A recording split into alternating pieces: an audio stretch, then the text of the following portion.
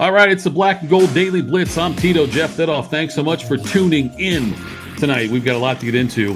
The season's right around the corner now. We've got the Hall of Fame game and the Hall of Fame induction ceremonies in the rearview mirror, and the Friday Night Lights practice in Latrobe. That's also over. That's always a cool event. They had a record crowd out there this year. The Steelers did. And one important person, though, was not in attendance, and that was head coach Mike Tomlin. He missed, I shouldn't say missed like it's a bad thing, but he was not there for Friday Night Lights because he was in Canton, Ohio. Rondé Barber, an individual that when he was a defensive backs coach in Tampa, Tomlin, Rondé Barber was somebody who he coached, and so he went there to be part of the festivities there. The Gold Jacket dinner was on Friday night in Canton, and interesting about that. So yeah, again, it's former player Rondé Barber gets inducted, and I always love the Hall of Fame ceremonies, and for a number of reasons. They have the greatest speeches, and it's fun seeing all the players that come back and are out there in their gold jackets and recognized and all of that. But among all the sports, when they do the Hall of Fame, when they do their induction ceremonies, hockey, basketball, among the four sports, hockey, basketball, baseball, and football. Football, by all means, as far as I'm concerned, does it the best, and they have a great weekend of activities.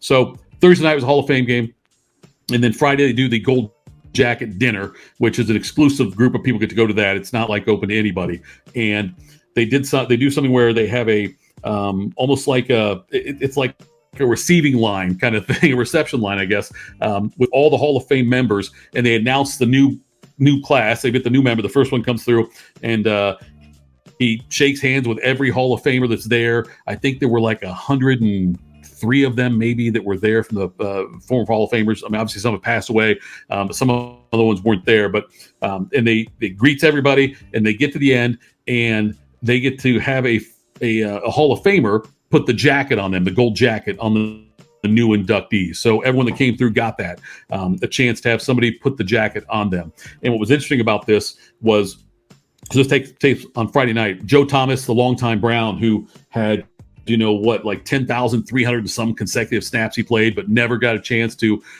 anything in the postseason, and had an incredible number of bad quarterbacks he blocked for and bad Browns teams he played on, but stayed there and stayed loyal.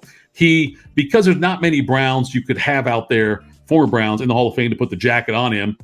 Obviously, Jim Brown passed away. I don't know if Ozzie Newsome was there or not. He would be another option, but he chose Jerome Bettis to put the jacket on Joe Thomas. The longtime Brown gets the jacket put on him at the ceremony at the night before at the dinner. He gets that put on by Jerome Bettis, the bust, the famous Pittsburgh Steeler running back, obviously. So cool event with that.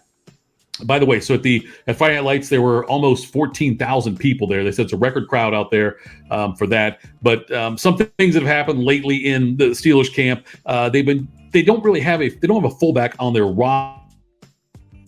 roster, and so they played Kendrick Green a little bit there, and he's made some nice blocks in practices and in situations there. Caught a pass, I believe, also, and it looks like he might be the de facto fullback in certain situations for the Steelers. The offensive line, he's offensive guard, obviously, and he lined up in the H-back on the Friday Night Lights thing. But that's been something that's been working. Something the Steelers are doing more and more of, experimenting with that, with Kendrick Green doing that.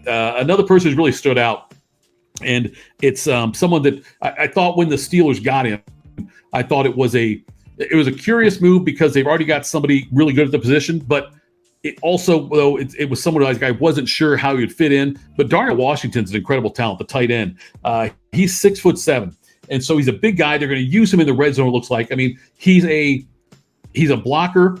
More for his blocking. They'll let Freiermuth still be the guy who catches passes more, I think, initially at least. But look, Washington, though, he had a couple of nice plays. He's 6'7", 265. I think he'd be a massive blocker on that offensive line that we know is in transition, and hopefully better this year. Looks like the offensive line should very much be better this year. But having Washington out there, somebody who can also block in some packages, I think is a big, big addition for the Steelers. One of the I get into before we go much further, but Alfonso Graham, I'm sorry, the running back for the Steelers, he has cleared waivers, and so I didn't realize all the intricacies of waivers, the way it works. So the Steelers waived him. He had a torn labrum, that he's a rookie running back that was going to keep him out the entire season. The Steelers waived him last week with the injury designation. So since he cleared waivers, no team put a claim on him. He now goes to the injured reserve list for the Steelers.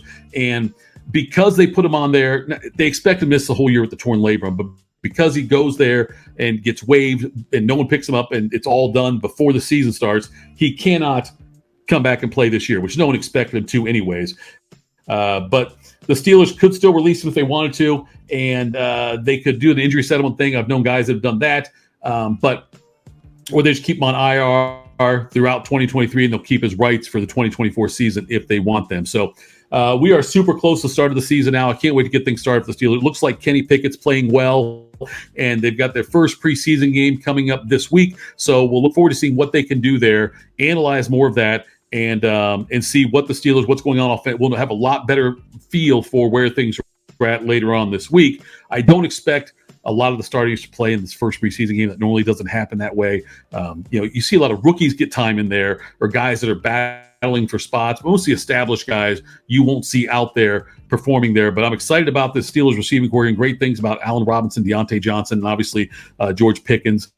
Kenny Pickett looks to be making strides, and the offensive line, we're going to be watching that to see where it can go, because that's going to play such a big role on the success or potential failure of this team in the toughest division. The AFC North is the toughest division in all of football. So follow me on X at That Happens, the artist formerly known as Twitter. Follow me on there if you'd like, and we'll get more stuff and go later in the week on this and see where the Steelers are at as they get ready for their first preseason game. We'll give a full update again after that on what we see, what we liked, what I didn't like, that kind of thing. We'll do that later on in the week. But for now, go Steelers.